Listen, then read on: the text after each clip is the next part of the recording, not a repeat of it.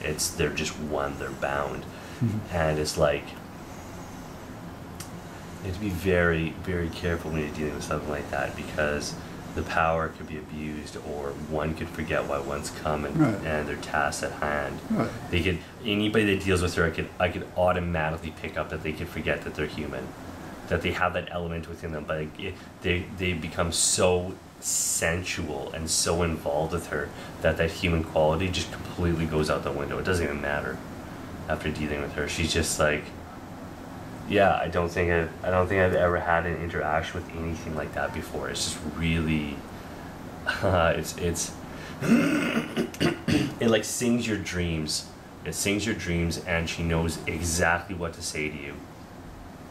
And at the same time, it feels like I've always wanted to hear that, and that's exactly why I'm here. And nobody's ever cared for me like that before. Nobody's ever said those things to me. Like, it's very, very magnetizing and hypnotic, incredibly.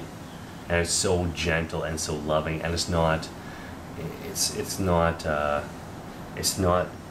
doesn't take you over, or it doesn't penetrate you in such a way that it is violent. It's just so intensely flowing that it just flows into you, forget about everything, and then you're just there.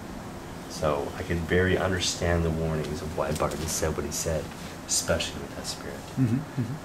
Sorry, yeah, you go on. She's so beautiful. Every time she comes around, it's like a familiar feeling. It's like, to me, she's like an older sister that I admire a lot. She's so beautiful, and she's so magnetic, and I don't necessarily get lost in her as like men do.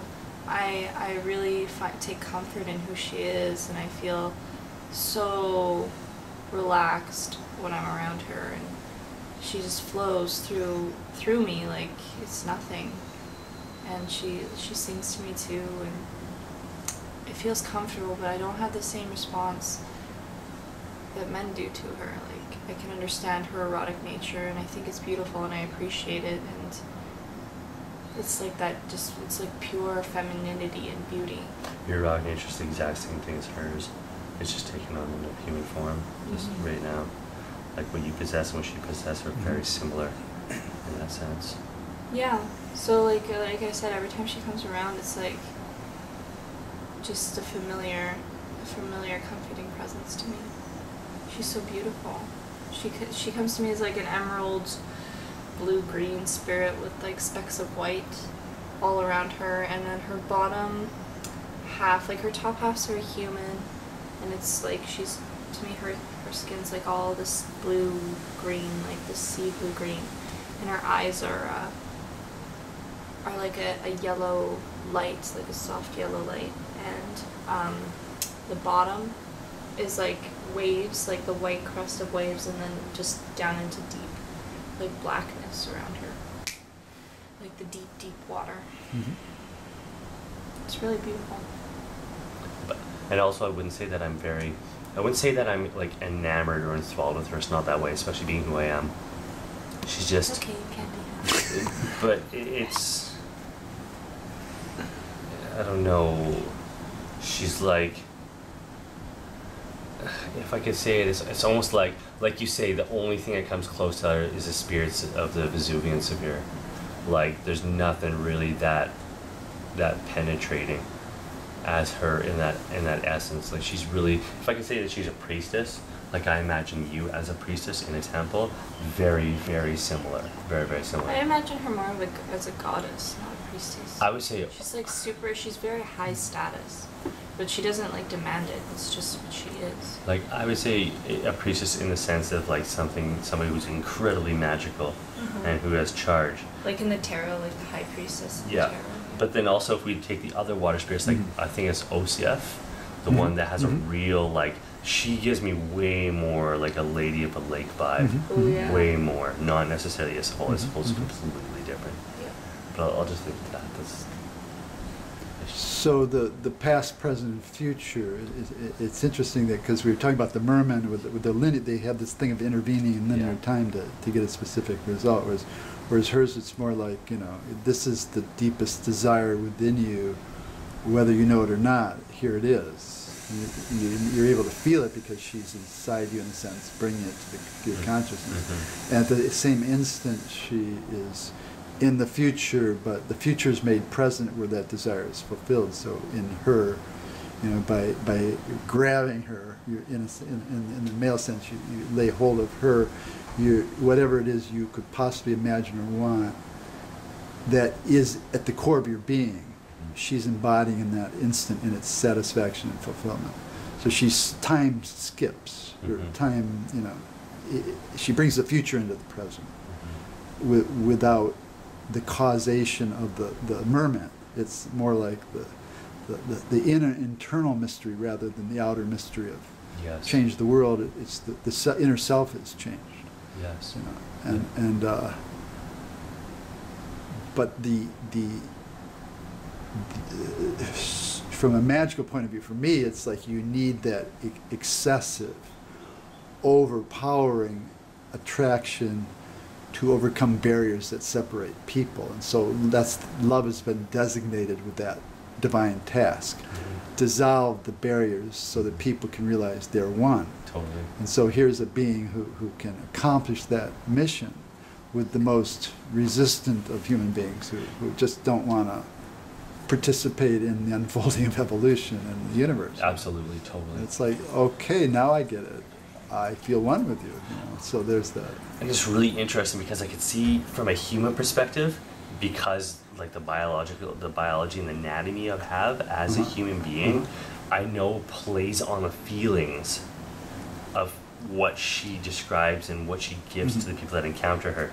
But in all honesty, that's not why I look at her in the way I do. What fascinates me is not how she makes me feel like that complete, or makes me feel like there's something that I've always wanted and she can fulfill. That's not why I'm interested in her. From a secondary, that's all secondary. The standpoint that really is intriguing to me is that she, in the truest essence, like Kirsten is a magician. And magic is her calling. And that's why I'm so like, oh, well, that's who she is. And I think that's why I'm not really as in grasp or enthralled with her in that way, because the magic that she has means so much more to me than the feelings or what she can fulfill or any of that. I think that her practices are very first nature to me. And why I look at that is like, that's why she stands out to me. Plus she's known many human magicians from different civilizations, so it's like she understands the human mind. Yes. So it's not like, I'm moving out there into the elemental realm. It's like she's right there, she's like right next to me and say, hi. So, I'm the girl next door, and I'm your sister, and I'm your goddess, and I'm your life coach here, and I'm your merry maiden, and just flickering endlessly through the whole encyclopedia of feminine images. It's all right there. And maybe it's because of who I am, Bill, that she comes off differently to me. Because like I don't really get a lover vibe. I get such a sense of like softness and compassion when she's around me, that I feel that, and that sense pervades it. But it's like I never get enthralled with her, like I want to be one with her, or that it's like I want to be connected. I understand that that's kind of what she does, is she fulfills all that, very much so. But the other side to me, I think, plays more so upon her disposition and what she's very, very good at doing. Yes, and that's why I say the priestess, because to me she's more of a priestess than anything. She's not like a servant, or she's not somebody that's like a concubine, or she's not somebody that seeks to fulfill my every desire. That's all secondary. But that's just me. I think that's the reason why I am who I am. It has something very big to do with, I think, the elemental attributes within me. I guess some of the ways I describe it is if you could take every feeling of delight and pleasure and bliss that human beings have ever felt with the ocean through all of the human experience, and she can crystallize those, condense them into one touch or one kiss. Sure. That's her magic, feminine magic. It's like, I'm giving you 100,000 years of your race's best experience with the ocean right now. It's like the nervous system, which, you know, it's like, you know, it's a little bit beyond the normal erotic experience. But that's the beauty of it. It's the ocean itself sharing the sensual delight of contact.